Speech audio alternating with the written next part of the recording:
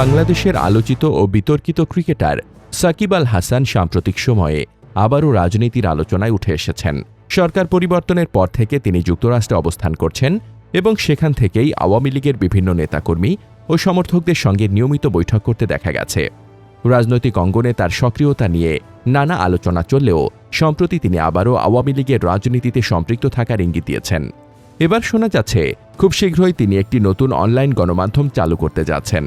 পত্রিকাটি বাংলা ও ইংরেজি দুই ভাষাতেই প্রকাশিত হবে বলে জানা গেছে। এই উদ্যোগের মাধ্যমে দেশ বিদেশে একটি শক্তিশালী যোগাযোগ মাধ্যম তৈরি করার পরিকল্পনা রয়েছে। পত্রিকাটির সম্পাদক হিসেবে ইতোমধ্যেই দায়িত্ব পেয়েছেন আওয়ামী লীগপন্থী সাংবাদিক জুলফিকার রাসেল। উল্লেখ্য, ৫ আগস্টের পর তিনি দেশ ছেড়ে যুক্তরাষ্ট্রে চলে যান। তবে সাম্প্রতিক নির্বাচনের পর তিনি দেশে ফিরে এসে এই নতুন প্রকল্পে সক্রিয়ভাবে যুক্ত হয়েছেন। আওয়ামী লীগের একাধিক সূত্র জানিয়েছে, দেশ ও আন্তর্জাতিক পর্যায়ে দলের পক্ষে জনমত গঠনের লক্ষ্যেই এই অনলাইন গণমাধ্যমটি প্রতিষ্ঠার উদ্যোগ নেওয়া হয়েছে। জানা গেছে, ভারতে অবস্থানরত সাবেক প্রধানমন্ত্রী শেখ হাসিনার সঙ্গেও এ বিষয়ে সরাসরি আলোচনা হয়েছে।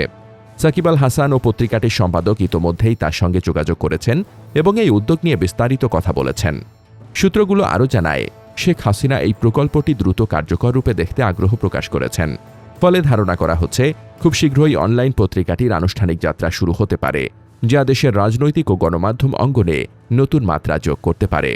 এদিকে আরেকটি নির্ভরযোগ্য সূত্র নিশ্চিত করেছে যে সাকিব আল হাসানকে এই প্রজেক্টে যুক্ত হওয়ার পেছনে মূলত প্রভাব ফেলেছে একটি বিতর্কিত আর্থিক পরিকল্পনা। সংশ্লিষ্ট মহলের ধারণা, কালো টাকা সাদা করার একটি কৌশলী ও প্রশ্নবিদ্ধ চিন্তা থেকেই তাকে এই উদ্যোগে সম্পৃক্ত হওয়ার জন্য উদ্বুদ্ধ করা হয়েছে। বিষয়টি ইতোমধ্যেই নানা মহলে আলোচনা সমালোচনার জন্ম দিয়েছে এবং এর স্বচ্ছতা নিয়ে প্রশ্ন উঠতে শুরু করেছে।